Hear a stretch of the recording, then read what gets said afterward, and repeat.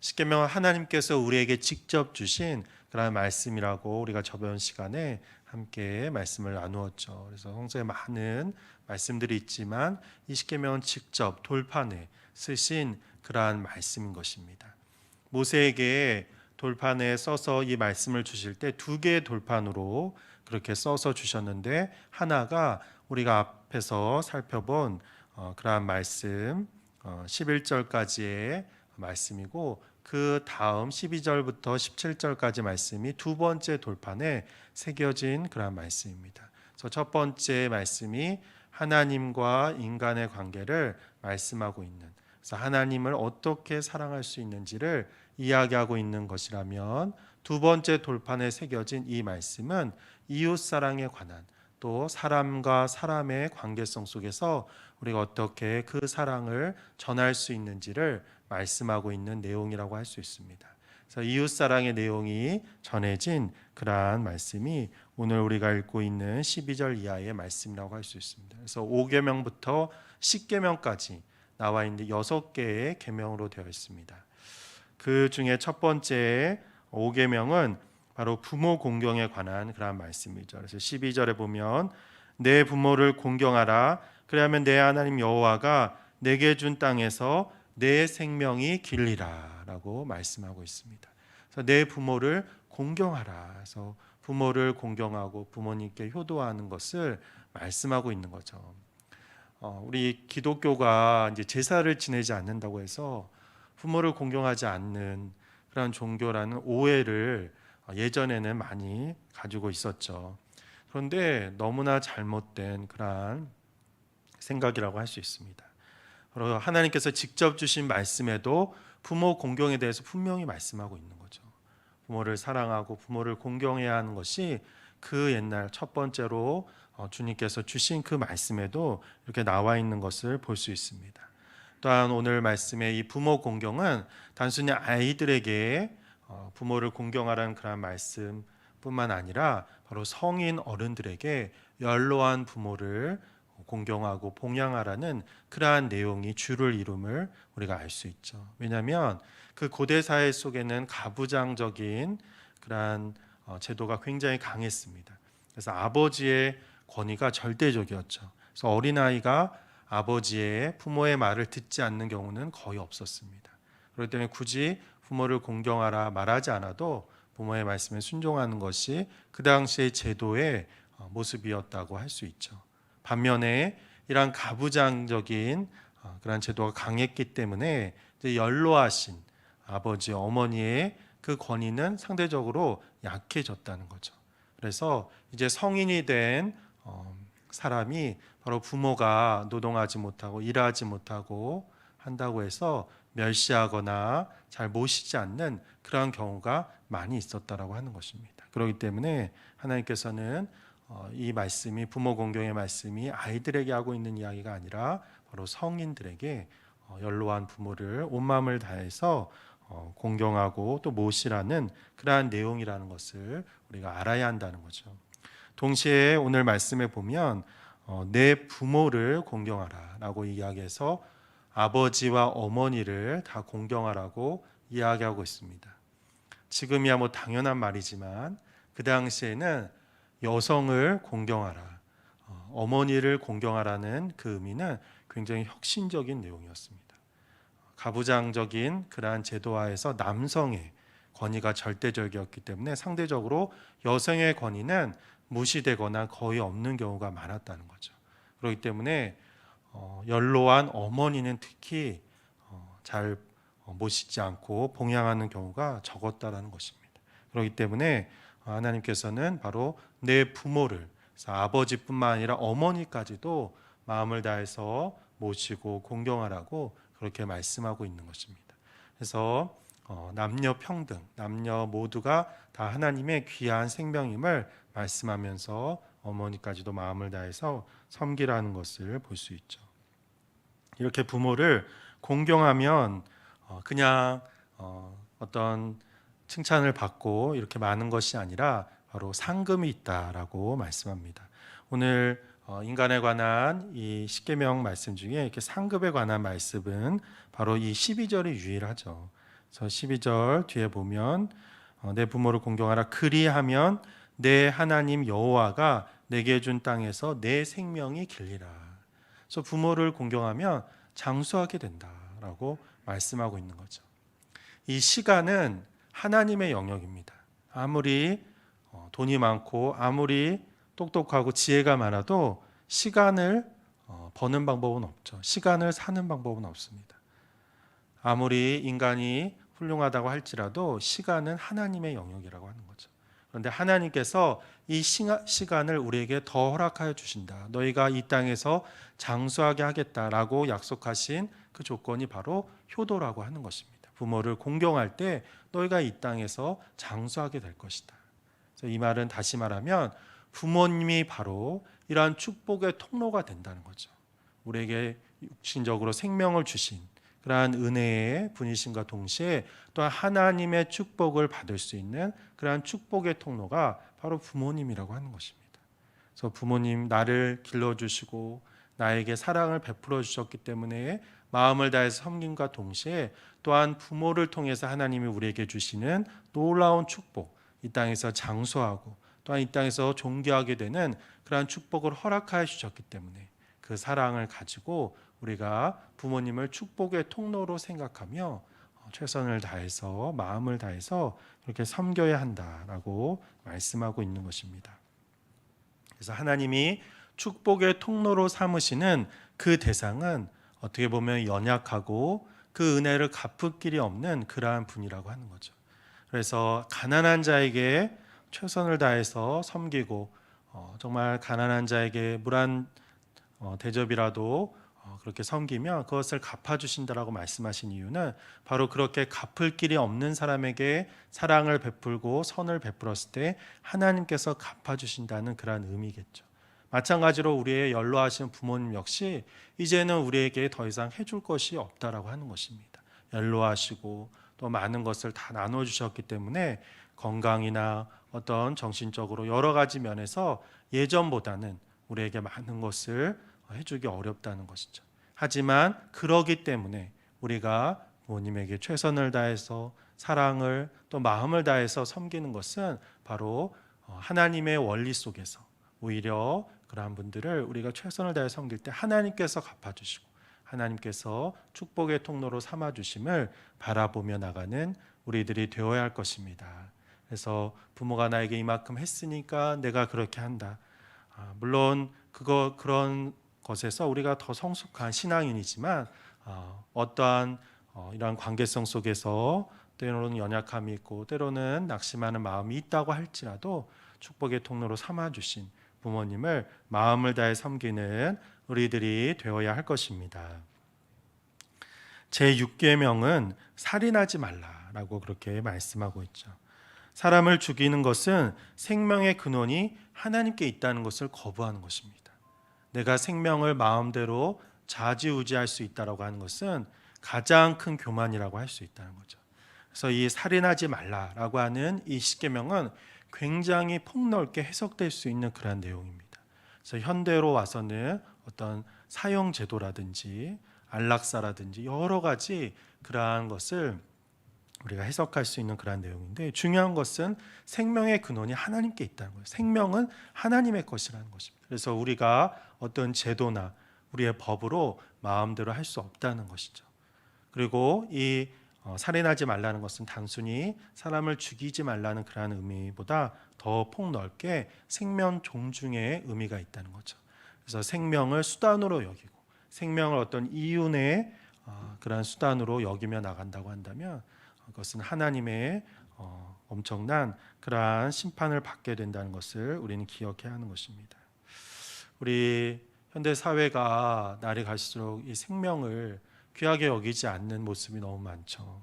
지금 우리가 어떤 노동의 문제에서도 이 노동 환경이 너무 열악해서 젊은이들이 사고사라는 경우가 많이 있습니다. 또한 건축 현장이나 이런 데서 이런 생명을 앗아가는 일들이 너무 많다는 거죠. 분명히 위험하고 분명히 안전하게 해야 되는 것이 마땅함에도 불구하고 그러지 못하는 경우가 많이 있다는 것입니다. 또한 다른 사람을 착취해서 자기의 이익을 추구하는 우리는 주일날 자신은 교회 가면서 만약에 그렇게 일을 시키고 그러한 모습들이 있다고 한다면 그것이 어떤 불공정한 그러한 모습 속에서 정당하지 못한 모습 속에서 일을 하게 된다고 한다면 그것은 하나님의 뜻인지를 우리가 분명히 생각해 봐야 한다는 거죠. 그래서 어떠한 일을 내가 일을 할 때도 마찬가지고 우리가 함께 동료들과 함께 일하고 또 사람을 함께 이렇게 일하며 나갈 때 그분들이 정말 생명의 존중함을 느끼면서 일할 수 있도록 우리가 하나님의 뜻 안에서 이러한 모든 것을 생각하면서 나가야 한다는 것입니다. 그래서 살인하지 말라는 이 하나님의 계명은 생명 존중의 그러한 삶을 살라는 말씀임을 기억하면서, 왜냐하면 하나님께서 우리의 생명을 살려주시기 위해서 가장 귀한 독생자 예수를 우리에게 보내주셨다는 거죠. 그런데 그 영원한 생명, 그 영적인 생명을 위해서도 우리에게 그 귀한 일을 하셨지만 그것은 곧 육과 영의 온전한 생명을 위한 하나님의 뜻이라고 하는 것입니다. 그렇기 때문에 우리가 영원까지는 우리가 어떻게 할 수는 없지만 바로 이 육신적인 그러한 생명을 존중히 여기며 나갈 때 그것이 곧 인류를 구원하신 하나님의 뜻을 이 땅에 이루는 길임을 늘 생각하며 나가는 우리들이 되어야 할 것입니다. 그래서 살인하지 말라가 단순히 사람을 죽이지 말라 이렇게 여기며 나갈 때 나는 죽이지 않으니까 되지라고 단순하게 생각하면 안 되고, 생명 존중의 그러한 어떤 문화나 제도나 또 내 하나 말이나 이런 것들이 바로 그 생명 존중의 뜻을 온전히 실현하는 일이 될 수 있도록 애쓰며 나가는 우리가 되어야 할 것입니다. 인간 관계의 세 번째 계명이라고 할 수 있는 계명은 간음하지 말라라고 하는 그런 계명입니다. 이것은 가정을 유지하기 위한, 가정을 지키기 위한 하나님의 말씀입니다. 부모를 공경하라라고 하는 것도 가정을 지키라는 그런 말씀이지만, 이 간음하지 말라라는 것 역시 가정 제도를 지키고 또 하나님이 가장 귀하게 여기신, 하나님이 처음으로 만드신 그러한 제도 중에 하나가 바로 이 가정인데, 가정을 온전히 세우기 위한 하나님의 뜻임을 우리는 기억하며 나가야 하는 것입니다. 고대 사회는 이 간음을 굉장히 엄하게 다스렸죠. 왜냐하면 그것이 가족 제도를 무너뜨리고 또한 사회 제도의 근간을 흔들기 때문에 굉장히 엄하게 다스렸습니다.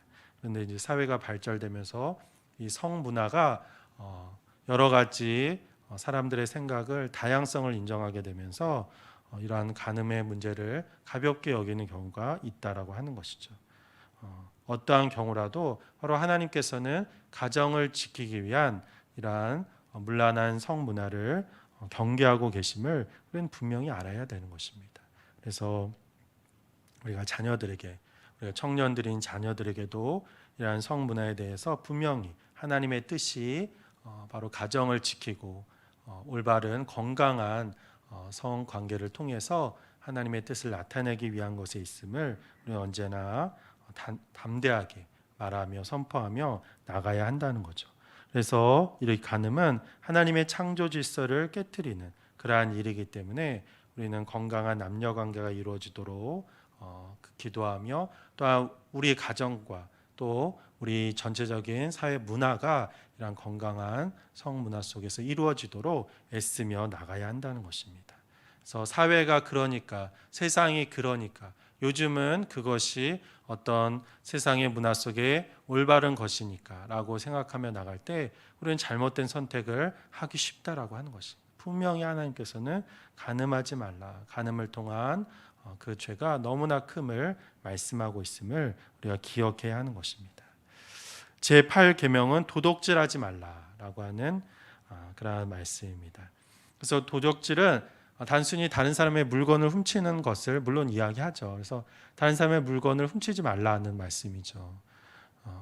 근데 이 도둑질 이제 안 하는 사람이 많죠. 우리 믿음의 사람들이 뭐 도둑질하는 사람이 얼마나 있겠습니까? 그런데 이건 역시 우리가 도둑질을 하는 그 심리를 우리가 알아야 한다는 거죠. 그래서 도둑질은 인간과 그의 일에 대한 존엄성을 손상시키는 행위이다라고 우리가 말할 수 있습니다. 이게 무슨 말이냐면 노동에 대한 그 의미를 우리가 가볍게 여기는 경우가 된다는 거죠. 그래서 일하지 않고, 쉽게 말해서 일하지 않고 돈 버는 것은 악이다라고 하는 것입니다. 그래서 하나님이 섭리는 창조 질서는 열심히 일하고 땀 흘려서 그 대가를 일한 만큼 가져가게 하는 것이 바로 하나님의 창조 섭리라고 하는 거죠. 그래서 내가 일하지 않고 내가 어떤 경제적인 그런 것을 얻어들이는 것, 그것은 하나님의 어떤 나눔과 또한 베풀라는 그러한 의미이지, 그것을 누리고 그것을 또 어떤 일하는 사람보다 더 우위의 삶을 산다라고 생각하는 것은 결코 하나님의 뜻이 아니라고 하는 것입니다. 왜냐하면 이 도덕질을 통해서 일하지 않고 다른 사람의 땀의 결실을 훔치는 것이기 때문에 이것은 그 사람에게도 해를 끼치는 거지만 자기 자신의 그런 건강한 노동관에도 문제가 되고 결과적으로 일하지 않고 살려는 그러한 생각을 주기 때문에 스스로를 멸망하게 하는, 스스로를 망하게 하는 그러한 길이라고 하는 것입니다. 그렇기 때문에 도둑질은 물건을 뺏긴 사람도 손실이 있는 것이지만 그렇게 한 사람도 결과적으로 건강한 삶을 살 수가 없게 되는 것이죠. 그래서 우리가 이것을 어떤 경제적인 면에서 우리 자녀들에게 이 노동관에 대해서 이야기할 때 바로 이 도적질을 하는 것이다. 우리가 일하지 않고 열심히 수고하지 않고 어떤 결실을 얻으려고 하는 것, 그것은 정말 주님의 뜻이 아니라는 것을 우리가 분명히 가르쳐 줘야 한다는 거죠. 요즘에 이제 부동산이 너무 많이 올라가지고 우리가 사회적 혼란을 일고 있는 것을 볼 수 있습니다. 근데 하나님의 뜻은 분명합니다. 우리가 일한 만큼 거둬들이는 것, 그것이 하나님의 뜻이라고 하는 거죠. 그래서 하나님이 우리에게 말씀하시는 도둑질하지 말라는 것에 우리가 일하지 않고 거둬들이는 것에 대한 것도 포함되어 있다는 것을 우리가 늘 생각하면서 내가 열심히 일할 수 있는 일터를 주신 하나님께 감사하고 또한 내가 일할 수 있는 건강을 주신 하나님께 감사하며 나갈 때 우리는 건강하게 또한 강건하게 주님의 일을 감당하는 자들이 될 수 있을 것입니다. 제9계명은 내 이웃에 대하여 거짓 증거하지 말라라고 하는 것입니다. 그래서 다른 계명들은 우리가 좀 중요성을 느낄 수 있죠. 살인하지 말라, 간음하지 말라, 이런 도둑질하지 말라 굉장히 중요하게 여겨지는데 내 이웃에 대해 거짓 증거하지 말라? 우리가 법정에 서서 증거할 일이 뭐 얼마나 되는가 이렇게 생각할 수 있을 것입니다. 근데 이것도 고대 사회에서 보면 굉장히 많았다는 거죠. 그 당시에 재판이라고 하는 것은 뭐 지금처럼 어떤 과학적인 조사를 할 수 있는 것도 아니고 어떤 증거를 수집할 수 있는 능력이 있는 것이 아닙니다. 그래서 증인의 그 사람들의 증인을 절대적으로 의지하는 경우가 많이 있다는 거죠. 그래서 증인의 증언을 의지하는 경우가 대부분이었다고 하는 것입니다. 그래서 그것이 너무나 사람들의 생각에 좌지우지 될 수 있기 때문에 한 사람의 증인으로 판단하지 않고 두 사람 이상의 증인을 세워서 그렇게 판단하는 것이 그 당시의 재판의 일반적인 모습이었습니다. 그래서 굉장히 증언하는 일들이 많이 있었고 그것에 절대적으로 의지했기 때문에 행여나 어떤 사람이 거짓 증언을 하게 되면 한 사람의 인생이 바뀌게 되는 것이죠. 그래서 한 사람을 죽일 수도 있는 것이 바로 이 거짓 증언이라고 하는 것입니다. 아합 왕이 나봇의 포도원을 가지고 싶었죠. 그래서 굉장히 고민하며 나가니까 그의 아내 이세벨이 뭐 그것을 고민하느냐, 나봇을 내가 알아서 할 테니까 걱정하지 말라, 그러면서 한 것이 바로 거짓 증인을 세우는 것이었습니다. 거짓 증인 2명을 세워서 이 나봇이 하나님을 멸시하는 그러한 말을 했다. 하나님을 무시하고 하나님을 멸시하는 그러한 말을 했다. 신을 모독하는 일을 했다. 그 당시에 신을 모독하는 일을 하면 죽는 겁니다. 그렇기 때문에 사람들이 돌을 던져서 이 나봇을 죽였죠. 거짓 증인을 세워서 사람을 죽인 겁니다.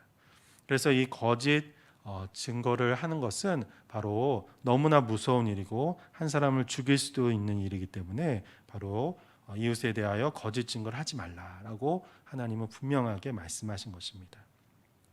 그런데 지금은 우리가 그렇지 않으니까 된 것 아니냐? 그렇지 않죠. 우리가 재판장에 서서 거짓 증거를 할 일은 없지만 우리가 어떤 사람을 평가하고 또 어떤 사람에 대해서 이야기할 때 거짓말을 하는 경우는 너무나 많다는 거죠.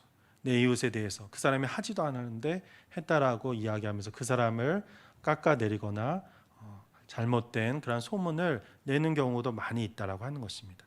물론 그것이 어떠한 사람을 정말 큰 위협에 빠뜨리는 경우가 많이 있지는 않겠지만, 하지만 한 사람의 말을 통해서 그 한 사람의 인생이 바뀔 수도 있다라고 하는 것입니다. 그래서 거짓말, 특히 어떤 내 이웃에 대해서 거짓의 그러한 증언을 하는 것, 그 사람에 대해 거짓 소문을 퍼뜨리는 것, 이것은 너무도 큰 죄악임을 우리가 알아야 한다는 거죠. 우리 믿음의 사람들은 거짓말에 대해서 언제나 경계하며 나가야 됩니다. 하나님은 정직을 대해서 굉장히 중요하게 말씀합니다. 우리가 모든 어떤 경제적인 관계에서도 이 정직한 삶을 말씀하고, 또한 우리의 말도 정직의 그런 말을 하는 것을 하나님이 원하신다는 거죠. 그래서 그러한 면에서도 이 거짓 증거는 너무나 큰 죄악이기 때문에 우리가 언제나 경계하면서 주님이 가장 싫어하는 것 중에 하나임을 우리가 알아야 하는 것입니다. 또 이 거짓 증거를 함으로써 내 이웃이 받게 될 상처와 어려움에 대해서 늘 조심해야 된다는 거죠. 그래서 우리가 이러한 면에서 이 거짓말 또 거짓 증거를 늘 주의하면서 주님의 뜻 가운데 온전히 정직과 주님이 원하시는 삶을 살도록 애쓰는 우리들이 되어야 할 것입니다. 마지막으로 10번째 계명은 내 이웃의 짐을 탐내지 마라라고 그렇게 말씀하고 있습니다. 17절에 보면 내 이웃의 집을 탐내지 말라. 내 이웃의 아내나 그의 남종이나 그의 여종이나 그의 소나 그의 낙이나 물은 내 이웃의 소유를 탐내지 말라라고 말씀하고 있습니다. 그래서 이 10번째 계명 역시 우리가 다른 계명보다 좀 가볍게 여길 수 있는 그런 것이죠. 근데 이것은 분명히 이웃과 이웃에 관한 그런 사람 관계에서의 계명이라고 그렇게 말씀드렸습니다. 그래서 탐심을 갖는 것이 이 사람의 관계를 무너뜨린다는 거죠. 이웃과 이웃의 관계, 사람과 사람 사이의 관계를 무너뜨리는 일이 바로 다른 사람에 대해서 탐심을 갖는 것, 탐욕을 갖는 것이라고 할 수 있습니다. 다른 사람이 가지고 있는 것에서 욕심을 갖는 것. 그래서 제8계명이 그것을 훔치는 것, 도덕질하는 것이라면 다른 사람이 가지고 있는 것에서 부러워하고 탐욕을 갖는 것, 이것이 바로 제10계명이라고 이야기할 수 있는 것입니다. 그럼 왜 탐심을 갖는 것이 죄가 되느냐? 마음으로 그럴 수도 있지 않느냐? 다른 사람이 갖고 있는 거 내가 가졌으면 좋겠다, 이렇게 할 수 있지 않느냐? 그런데 이것은 너무나 큰 죄악인 이유는 바로 결과적으로 도덕질을 왜 하게 되냐면 바로 이러한 탐욕을 갖게 되었을 때 도덕질을 하게 되고, 또 왜 거짓 증언을 하게 되냐면 다른 사람의 것을 원하기 때문에 그것을 빼앗기 위해서 이런 거짓말을 하는 경우가 많다는 거죠. 나봇의 포도원이 대표적인 이유입니다. 나봇의 포도원을 갖기를 원한 거죠. 그 사람의 포도원을 가지려고 거짓 증언을 한 거죠. 그 탐심, 야방의 탐심이 곧 거짓말을 하게 된 것이고, 그것을 통해서 한 사람을 죽음으로 이르게 했다라고 하는 것입니다.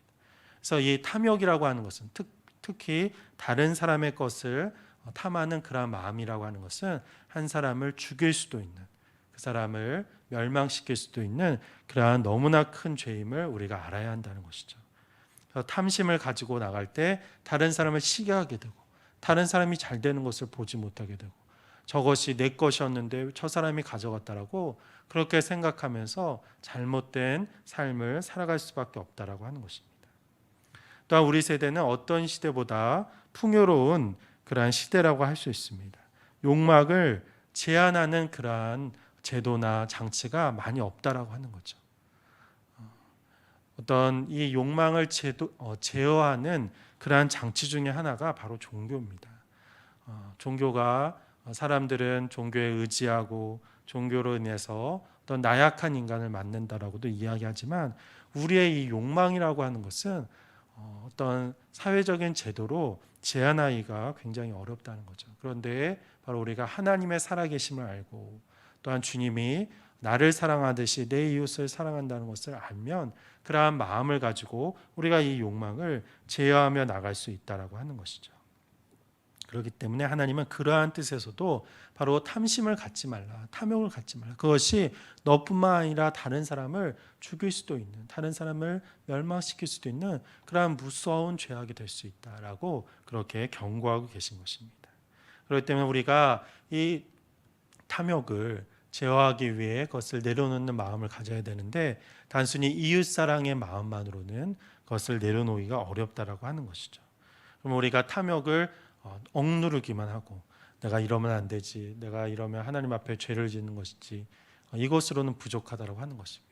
그렇기 때문에 그 탐욕을 단순히 힘으로 누르려고 하는 것이 아니라 하나님이 원하시는 일, 하나님이 기뻐하시는 일이 무엇인지 선한 일을 하면서 나갈 때 우리는 자연스럽게 악한 일을 피해 나가는, 욕심을 갖기보다는 나누고 베푸는 삶을 통하여 그것에서 오는 기쁨을 통해서 또 하나님이 주시는 만족을 통해서 우리가 이 탐심을 제어하며 오히려 하나님의 선한 일을 하는 우리들이 될 수 있다라고 하는 것입니다. 그래서 나누고 베푸는 삶, 내 것도 없는데 뭘 나누냐. 그런데 많은 것을 가진다고 해서 나누고 베푸는 것이 아니고, 또 마찬가지로 많은 것을 가지고 있다고 해서 또한 탐욕이 없는 것이 아닙니다. 오히려 많은 것을 가지고 있기 때문에 더 가지고자 탐욕을 부리고, 그래서 많은 사람들을 멸망시킬 수 있는, 자기 자신뿐만 아니라 내 주변 사람도 불행한 삶을 살게 할 수 있다라고 하는 것이죠. 그렇기 때문에 나에게 주어진 것, 그것을 온전히 감사하면서 기뻐하며 나갈 때 나에게 주어진 시간, 건강, 물질, 또한 내 삶의 모든 자리를 내가 이것으로 하나님께서 나에게 맡겨주신 것이라고 바라보며 나갈 때 그것에 만족하고 또 그 안에서 주어진 사명을 최선을 다하며 나갈 때 우리는 탐욕이 아니라 주님의 선을 행하면서 주님의 사랑을 행하면서 나가는 우리들이 될 줄 믿습니다. 그래서 이 십계명 5계명부터 10계명까지의 말씀은 바로 사람과 사람과의 관계에 관한 그러한 말씀들인데 우리가 좀 의외로 생각되는 그러한 계명들도 있다라고 하는 것이죠. 그래서 특별히 남의 것을 탐내지 말라라고 하는 것이 다른 사람의 것을 훔치지 않게 하기 위한 것이 아니라 바로 이 탐욕을 제어하기 위한, 탐욕을 내려놓고 하나님의 선한 일을 하게 하기 위한 하나님의 뜻임을 우리가 바라보며 나가야 할 것입니다. 우리 십계명은 하나님의 사랑이 표현된 그러한 말씀임을 우리가 기억해야 할 것입니다. 그래서 하나님 사랑, 앞에 계명들은 하나님 사랑이고 뒤에 계명들은 이웃 사랑. 그래서 이것을 통해서 내가 이웃을 사랑하고, 그래서 이 모든 계명을 지키는 한 가지 방법은 바로 이웃을 사랑하는 겁니다. 내 것을 나누고 베풀고 그들에게 하나님을 전하고 주님의 소망을 전하며 이웃을 사랑하며 나갈 때 우리는 뭘 안 해서 십계명을 지키는 것이 아니라 하나님을 사랑하고 또한 이웃을 사랑하는 그러한 적극적인 행위를 통하여 이 계명들을 지키며 하나님의 뜻 안에 살아가는 우리들이 될 줄 믿습니다. 하나님 사랑, 이웃 사랑을 통하여 놀라운 하나님의 뜻을 이루어 나가시는 우리 성도님들이 되시기를 간절히 축원합니다.